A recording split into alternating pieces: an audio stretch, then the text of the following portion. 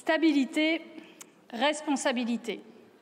Le gouvernement de M. Bayrou n'a que ces mots à la bouche pour justifier son budget injustifiable. Responsabilité. En effet, si votre budget passe, Monsieur le Premier ministre, vous serez responsable. Vous serez responsable du budget le plus austéritaire du XXIe siècle, de la plus forte baisse de dépenses publiques que la France ait jamais connue en 25 ans. Une baisse de 23 milliards d'euros, pire que celle prévue dans le budget de M. Barnier.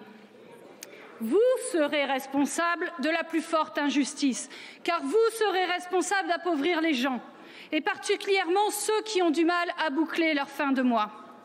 Vous serez responsable d'augmenter les taxes sur l'électricité. 11 millions de ménages, des centaines de milliers d'entreprises qui verront leurs factures s'envoler. Vous serez responsable d'augmenter les taxes sur les petits entrepreneurs, 250 000 artisans, commerçants, indépendants frappés.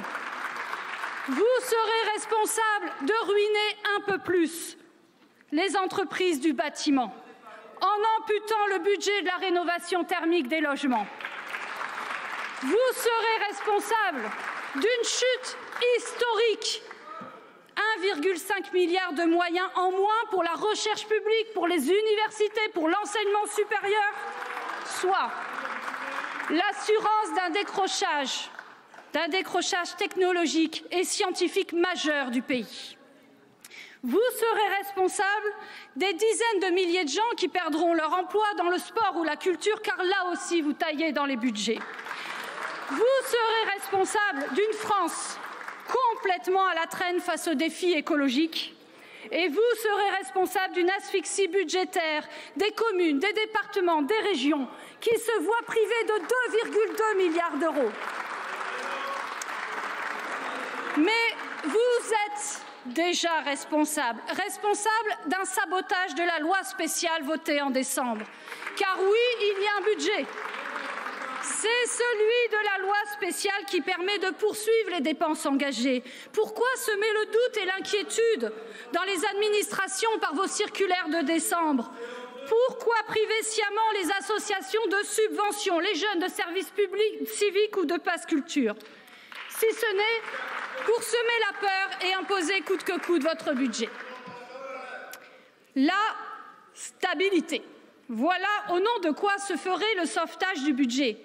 Mais la seule stabilité qu'offre ce budget, c'est la stabilité dans l'erreur et la dépression. La seule stabilité qu'offre ce budget, en fait, elle est pour les milliardaires, les grands actionnaires que vous refusez de faire contribuer alors qu'ils sont les seuls à avoir profité des 7 ans de la présidence de M. Macron. Ça n'est pas moi qui le dis, c'est la Direction générale des finances publiques dans son dernier rapport. En refusant de faire payer aux ultra-riches leur juste part d'impôt, Monsieur le Premier ministre, vous faites pire que M. Barnier et vous privez encore l'État de 6 milliards de recettes supplémentaires. Vous n'augmentez pas la flat tax, ni la taxe GAFAM, ni la taxe sur les rachats d'actions, ni la taxe sur les transactions financières. Et surtout, ce sera la certitude d'un naufrage économique. Déjà, record de défaillance d'entreprises, envolée du chômage, baisse de l'investissement productif, chers collègues, chute de la productivité du travail, stagnation de la croissance, effondrement de l'industrie, submersion de plans de licenciement, envolée de l'épargne des ménages. Vous savez combien ça atteint?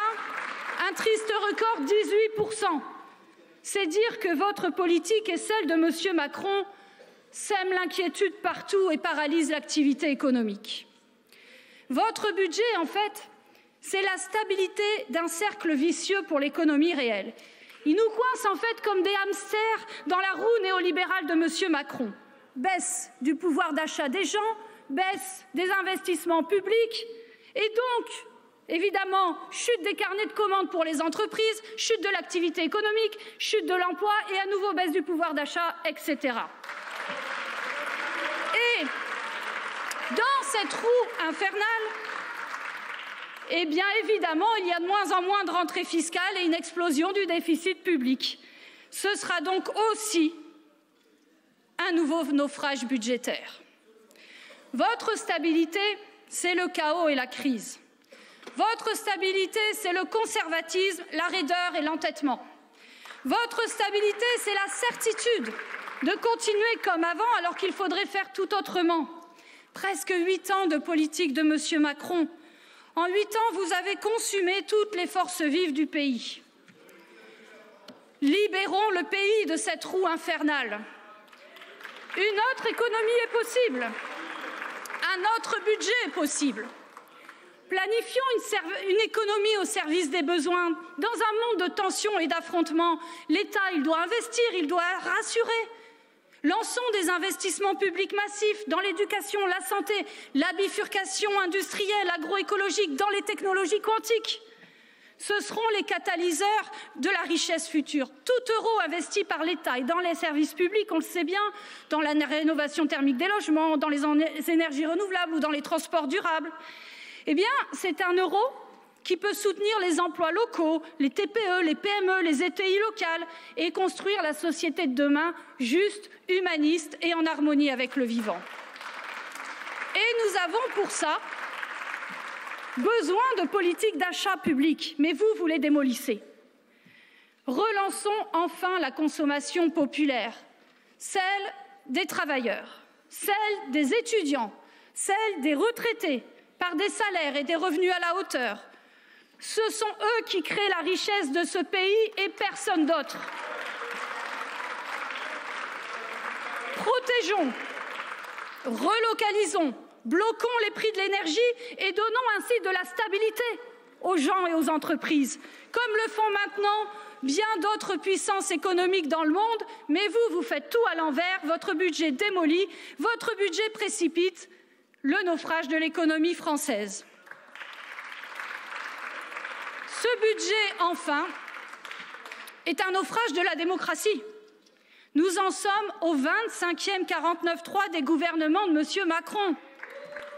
Face à un 49.3, tout le monde le sait, il n'y a qu'une seule façon d'exprimer son opposition au budget, une seule façon d'exprimer son opposition au gouvernement, c'est le vote d'une motion de censure. Et donc, le seul vote responsable pour éviter ce naufrage économique et démocratique, eh bien, c'est maintenant. Merci beaucoup.